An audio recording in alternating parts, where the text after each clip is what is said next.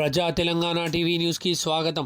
జగిత్యాల పట్టణంలోని ఖిలాగడ్డ సలీమా గార్డెన్ ఏరియాలో నిన్న అధిక వర్షానికి నీరు ఇండ్లలోకి చేరి మరియు రోడ్లపైన నిలువ ఉండడంతో పూర్తిగా రాకపోకలు నిలువబడ్డాయి.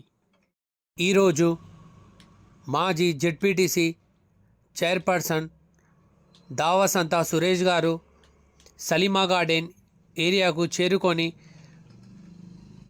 అక్కడ నివసిస్తున్న ప్రజల యొక్క సమస్యలను తెలుసుకున్నారు.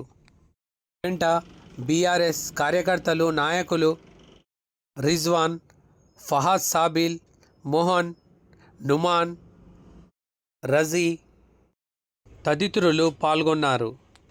అదేవిధంగా ప్రజా తెలంగాణ టీవీ సిఇఓ మరియు international human rights state chairman doctor Azam గారు ఏరియాను సందర్శించారు.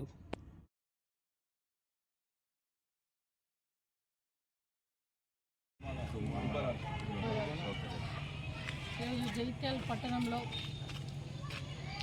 30 అండ్ 13వ వార్డులకు సంబంధించి ఇక్కడ నిన్న కురిసినటువంటి భారీ వర్షాల కారణంగా ప్రజలు ఇళ్లలోకి ఒక వరదలాగా నీరు వస్తుండడం, అది అసలు ఇల్లా లేకపోతే చేరువా అనే విధంగా తలపిస్తూ ఉంది.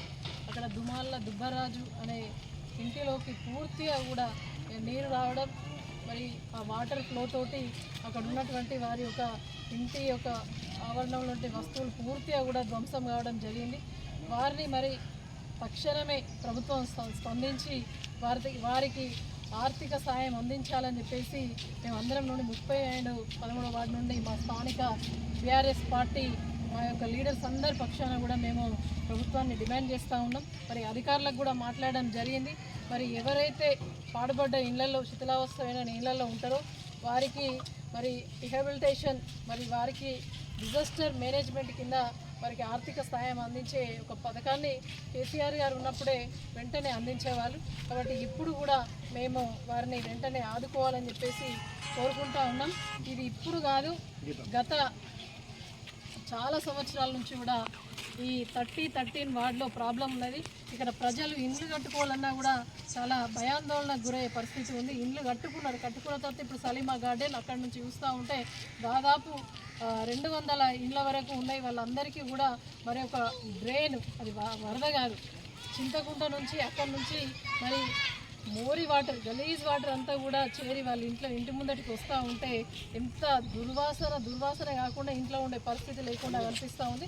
కాబట్టి చింతకుంట నుండి మరి ఇక్కడి వరకు కూడా మరి ఒక నాలాను సెట్ చేసి అక్కడ పెద్ద పైప్ లైన్స్ వేసి వాళ్ళకు పూర్తిగా కూడా సమస్యను శాశ్వతంగా పరిష్కారం చూపే దిశపై ప్రభుత్వం అడుగులు వేయాలి తప్ప ఇవాళ వస్తారు, చూస్తారు, వెళ్ళిపోతారు, ఒక షూటింగ్ టైప్ ఒక విజిట్ కాకుండా సత్వరమే ఇక్కడ ఉన్నటువంటి ఈ వార్డుకు సంబంధించిన ప్రజలకు మరి పరిష్కారం చూపే విధంగా వారి వెన్నంటే ఉంటాం. మా బీఆర్ఎస్ పార్టీ పక్షాన మేమంతా కూడా వెన్నంటే ఉంటాం. ఈ యొక్క ప్రభుత్వం చేయాలని మేము డిమాండ్ చేస్తున్నాం. చేయకపోతే మళ్ళీ కేసీఆర్ సార్ ఆధ్వర్యంలో, కేసీఆర్ గారి నాయకత్వంలో దీన్ని తప్పకుండా మేము చేసి చూపించి ఈ యొక్క ప్రజల యొక్క కళ నెరవేరుస్తామని చెప్పేసి తెలియజేస్తూ ఉన్నాం.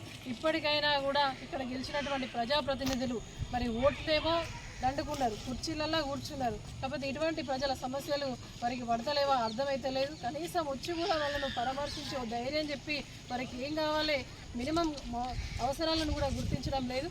ఏది ఏమైనా కూడా మీకు ఏ అవసరం ఉన్నా, ఏ ఆపద వచ్చినా జగిత్యాల నియోజకవర్గ ప్రజలకు కావచ్చు, పట్టణ ప్రజలకు కావచ్చు, 13వ వార్డు ప్రజలకు కావచ్చు, బీఆర్ఎస్ పార్టీ మేమంతా కూడా అండగా ఉంటామని చెప్పేసి తెలియజేస్తూ ఉన్నాం. మీరు అత్యవసరం అయితే తప్ప బయటకు వెళ్ళండి, లేదంటే వృద్ధులు కానీ చిన్నారులు కానీ అందరూ కూడా మన ప్రాణాలు మన చేతిలో కాపాడుకోవాలి. మీకేమన్నా ఆపద వస్తే ఒక ఫోన్ కాల్ చేయండి, మీకోసం మేమంతా కూడా ఉంటామని చెప్పేసి కేసీఆర్ గారి నాయకత్వంలో బీఆర్ఎస్ పార్టీ మీకు అండగా ఉంటుందని చెప్పేసి తెలియజేస్తా ఉన్నాం.